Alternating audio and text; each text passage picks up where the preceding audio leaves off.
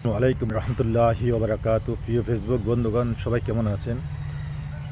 কিছু কিছু সমাজের মধ্যে এরকম আছে যারা গরিব দরিদ্র ফ্যামিলির মা বাপের একটা স্বপ্ন থাকে ছেলেদেরকে একটু লাইন করার জন্য। ছেলে যদি 5-6 জন বা 3 জন বা 2 জন থাকে, তো সবারই তো মা বাপে আর লাইন করা হয়তো অনেকেরই সম্ভব হয় না। যাদের অনেকের আবার সম্ভব হয় সবারই লাইন করা। তো একজনকে যদি আবার কোনো মা বাপে কোনো রকম দেনা ফেনা করে সুদি করি বা জায়গা জমি বিক্রি করে যদি একটা ছেলেকে দূরপ্রবাসে পাঠায়, ওই ছেলে দূরপ্রবাসে যাওয়ার পরে যখন প্রতিষ্ঠিত হয়, তখন এই ছেলেটা মা বাপকে বাদ দিয়া বউয়ের কথা, শ্বশুরের কথায়, শাশুড়ির কথায় চলাফেরা করে, তখন ওই মা বাপের মনের অবস্থা কেমন হবে আপনারা একটু বলবেন।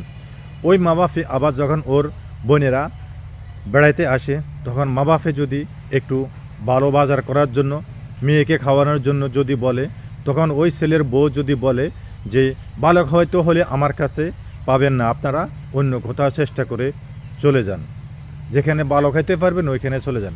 সবাই ভালো থাকবেন, আল্লাহ হাফেজ। আমাদের সমাজে এরকম বহু হয়, বহু সমাজে।